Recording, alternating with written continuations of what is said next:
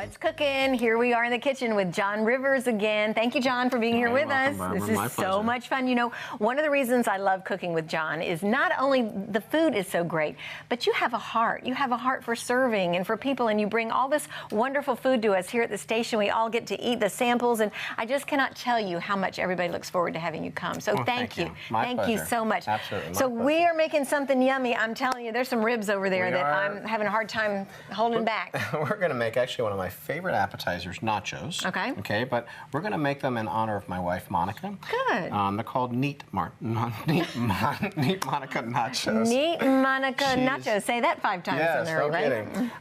She doesn't like a big mess. So what we're going to do is make them really pretty and individual so you can pick them up. Okay. Now we're going to use a regular chip, but instead of regular hamburger meat, which you can certainly do at home or any type of meat that you want to put on here, I thought we'd do something special today. So I brought some of our smoked beef ribs from the smokehouse, and as you can see, they're little. Little teeny tiny rib, right? We call them brontosaurus bones, you know, on the menu. What kind of cow was that? That was a big cow, right? It was a good-sized cow. And we'll take the meat off of here. Okay, now I love this because the meat on it is so tender. And well, now you don't buy it in the store like that. What makes that so tender? How long did you cook that? What makes it like that? Actually, it doesn't take that long to cook. You know, not like the brisket because it has so much fat in it. Okay. You know, it cooks much faster. Okay. You know, as a brisket takes 18 hours. This takes about maybe about 3 or 4 hours. Okay. You know, to come out like this. But in the oven? Are you cooking it in the oven, or what are you doing? We smoke it. You're smoking it. Yes. Okay. You certainly can cook it in the oven, or you can braise it for that matter. You know, if you have some time, that'll keep all the juices in there. So what I'm doing is I'm going to go ahead and just cut some pieces off of here. And if you'd like to taste this while I am I guess you didn't see that I had already tasted it before we went on the air. That's beautiful. It's a beautiful piece of meat here. It is. You got that? I can do this little piece over here. Okay. Well, yeah, maybe I will just take this little piece over here, just to be sure. It's all right, okay. so on the nacho itself, and I've used beef short ribs on this as well, and it really tastes great. Okay, we're going to build it up each individually. So I'm going to start with a little bit of refried beans on the bottom. You just buy those in a can like that, right? You don't have to make those. No, you really don't. And you can, but it doesn't. It's just kind of like black beans. It tastes just as fine coming out of a can. You know, and saves you a lot of time from doing that. Okay. Make these real quick. So Monica likes her nachos neat. That's interesting. Monica likes everything neat. Well, you're lucky. That's great. That I am. You're the creative brain in the house, and she's the one that wants things in order. I think that's a great combination. We have good balance. That's very good. For sure. I've never heard of a neat nacho, though. That's interesting. It's so funny when I'm making like different recipes for the sweet shop and stuff like that. You know, I love all the flavors and all, you know, layers and layers and layers. Yeah. And she just likes vanilla. You know, isn't that funny? And I'll go and I'll test something with her, and I say, hey, how do you like this? And she'll say, oh, you know, it's got a little bit too much going on. Then I know it's a good thing. Yeah, right. Then it's going to be good. You know, on the and menu. she's probably one of those on a plate. She eats things one at a time. She don't want to mix her food together. Does she do that? Yeah. Come to think of it. Yeah. As a matter of fact. Yeah. All right, now on top of here, now all we're doing is we're creating different layers of flavor, okay, that we're going to put into our nacho. All right. And I'll go ahead and put my meat on That's top a big of mouth right there, though, John. That's right. That's way up there. It's like I can't make burritos because I make them too big, you know, so it's just like when I'm on the front line, I'm carving for people, you know, and they always, you know, oh, you got to get John off the line. Yeah, exactly. Sandwiches are too big again. That's funny. But it's intended for one bite, you know, to be able to pick up like that. Okay, now what we're going to do with this is we're going to put it in the oven and let it cook. Okay, I'm going to put some cheese on the top and let that cheese melt. And while that's doing that, we're going to make a topping for it. Okay. And it's one of my favorite toppings. It's called pico de gallo. Because we need a little color. Right now, that's looking a little dark. Bland. That's a good word for it. Right. All right. Let's stick it in the oven. How about some cheese? Okay. A little cheese so that the cheese melts. Yes. Oops. There's a little color. Not much, though. So the pico de gallo, that's tomatoes and... Tomatoes and onions. And onions with a little jalapeno in there? Yeah. It's going to be and a little bit of cilantro and a little bit of lime. And depending on how hot you like it, you know, whether we're going to keep the seeds in the jalapeno or not. The seeds are what makes it hot. You've taught me that, right? That's right. Okay. Yes, absolutely. Okay, so these are going to melt. Now, what's nice is when you bite into it, you're going to have all those flavors coming together for you. Yes. Okay. Our oven's not terribly hot because I didn't want you to burn, but we'll see. We'll let that cheese melt while you're talking us through the pico de gallo. All right. And we call these Scooby snacks. I'm sure they don't go to waste either. No, right? Absolutely not. Okay, so a pico de gallo is, we're going to start with an onion. And I thought they would be nice to show people how to cut an onion properly.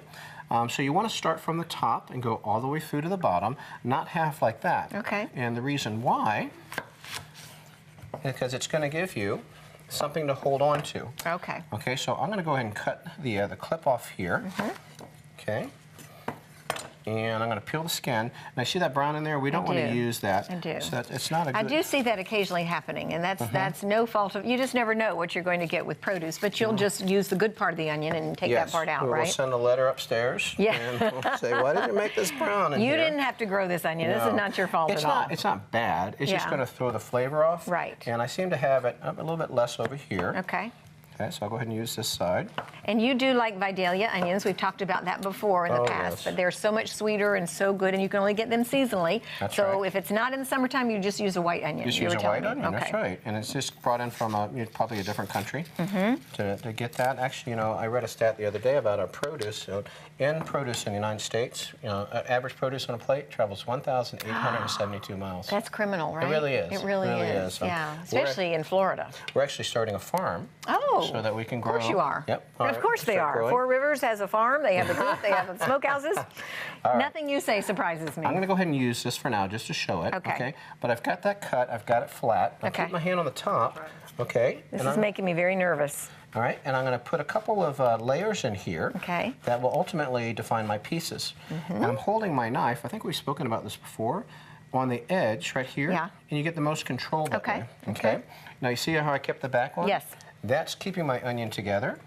All right, I'm going to go ahead and you can define how wide and how big you like your chunks to come out by how close you go ahead and you drop your knife down. Okay, and you're scoring it. And you see how nice everything holds together for me? So now I'm going to go through and just go straight down. Nice.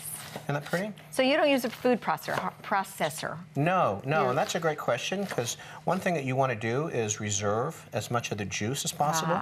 And when you chop too small and tight like that, you'll actually lose a lot of your flavor. A lot of your juice will come out. Well, you'll be happy to know I don't own a food processor. Because I didn't know why, but I did know, I just felt like it was better to do everything like this. I don't know why. But now we know, it retains the juices. Absolutely. And you know, there's nothing wrong with a food processor. It has uses. Now what I'm doing too, just to show you from a knife skill perspective, my tip is always, it never leaves the board.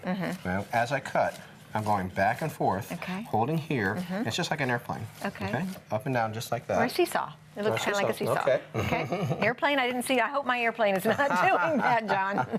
But a seesaw, I'm okay with that. Like an airplane coming in. But Gotcha. Okay. Okay. Okay. We do the same with a tomato. And what's nice about pico de gallo, it's very fresh. And it holds for days. So, you know, once you make it, you know, and I put it on a lot of things. I put it on my salads, I put it on meats. I was going to say, what all do you put it on? Oh, yeah. So all kinds of things. This is not just for your nachos. No, not just for nachos. And I'm going to do this exact same way that I did before. Oh, okay. Hold my hand flat, cut a couple pieces in here. Okay. Go across. Now, hopefully our cheese is melting. Would you like for me to bring that out? You want to take, oh, not yet. You want to take a peek, though? I will take a peek, yes.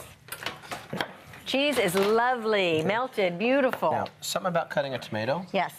If you're forcing the knife, you're squishing the tomato. Right, can't do that. It has to be sharp. And once again, you're going to land that seesaw. Land the seesaw, okay. Got it. Nice and smooth, okay. All my pieces come out the same. Now, tomatoes have different flavors, so it does matter what type of tomato you use. Okay. You know, and typically the more expensive ones are going to have a little more flavor. But if you're eating it raw like this, it's absolutely worth it. Okay. Okay, I'm going to throw these in here. All right. Now let's add a little bit of cilantro. Okay. Okay. And you know, just like parsley, you know, you can cut it off real quick and real easy. Shave it like that. Okay. And I like, you take all your big stems out. Sure. You don't want to eat those. You can eat them. It's not going to hurt you. Right. It's just tough and coarse. You don't want that. Exactly. It might drive a little bit of bitterness. Okay. Okay. Take those, and then we're going to put our jalapenos. How do the nachos look in there? The nachos are ready to come out, and we are just about ready to taste those too. So finish that up, and then we're going to have our expert tasters come up in just a minute and help us with this. We have expert tasters today, John. It's a special day. My goodness, we have gotten so It's only the best for you. Whenever you come, we do everything right. How funny. All right, I'm going to throw that in. All right. Okay, takes a little bit of salt. Okay. Okay, a little bit of heat for jalapenos. A little bit of heat. Always have to have the jalapenos. I like them. Now, am I putting, this is the finished product, right? That is, if you want to dab that. Dab atop. a little bit. You want to dab? I'll show you. You're a better dabber. Okay. Actually, you know what? Let's put the pico on the bottom. I think that would be prettiest on the top. What do you say? Okay. Okay. Let's cut this up. Are you telling me to dab more, or you're telling me not to dab more? Yeah, I'm sorry. Let's put the pico I'm first confused. on there. What is the pico? This is the the pico. making here. Okay, but I thought this was that. No, When that's creme fraiche. Well, didn't know that. That's like I thought sour I thought this was the finished product. Okay, gotcha. I'm working Boy, this I am so confused fast today. as I can know. for We're you just here. about out of time, so I am just really hoping we get the pico de gallo ready here in time. A little bit of lime juice. Final product. Okay. And you can pico all you want. And you can pico de gallo, but you got to stir it up a little bit, right? Yes, You have a that spoon? would be nice. You good with your spoon? Thank you. These do look so good. So yummy. Oh, yeah. Yeah, that makes sense. You know what that looks like? It looks like that good. Well, that's what that probably is. I don't want to give all these brand names, but there is a chain of chain of stores out there that has this kind of. I didn't know that was what it was called. I just call it. Give me some of those tomatoes and onions. Now I know. I will say pico de gallo, and they'll be super impressed with me. All right. I'm gonna make just a couple. Okay. Now we'll dab it. All right. I can do the top, dabbing. And we can taste. All right. Expert tasters, come on up. Oh, Who do we boy. have here? We need little plates maybe for We this. have. Well, I don't think they need anything. No? Okay. We have Kingston, who is Courtney Shaw's adorable son, and my adorable grandson Charlie. All right, pick one up, guys. Let's see you do it. Oh, you don't want the white stuff on top, Charlie? I'm good. All right, let's see you taste it. See how they are. This is a one-bite snack, all the way in your mouth. Let's go. Shove it in there. What do you think? Oh no, that's Pretty good? That's a biter. That's a good one. Love it. All right, thumbs up. Great. Thumbs up. All right, John Rivers, thank you so much for this incredible nacho. If you want the recipe, go to our Facebook page, or you can, is this again in your cookbook? This one's in the cookbook as well. All right, thanks again for being here with us, and thanks to our wonderful tasters as well.